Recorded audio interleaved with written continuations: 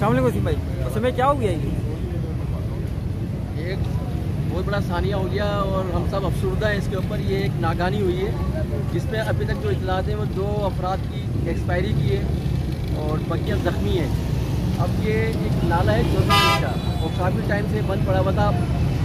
बकौल यहाँ के लोगों के इसमें गैस का अखराज हुआ है और ये आप देखें जितना हैवी पत्थर जो है वो हवा में उड़ गया। तो बहुत बड़ा सानिया है। मैं उसके घर वालों से इज़हार हमदर्दी करता हूँ और साथ में तमाम मुताल्लिक़ा इदारों से, चाहे वो सूचना गैस हो, वाटर बोर्ड हो, KMC हो, DMC हो, खुदा के वास्ते इसको आगे चेक करें कि ये गलती कहाँ पे हुई है और किसकी गलती हुई है। माजी की तरह ये ना हो कि हादसा हुआ और 3 दिन के बाद दफन हो गया। तो ये नाला जो है वो इंतहाई हसास अब नज़र आ रहा है कि आगे भी चीज़ें ख़राब हो सकती हैं। तो बराए करम तमाम मुताल्लिक़ा इदारे इसको सर जोड़ के देखें और तमाम नालों को चेक करें कि ये हादसा दोबारा ना हो और इसकी ईमानदाराना तहक़ीक़ात कराएं कि इसका जिम्मेदार कौन है। बहुत शुक्रिया।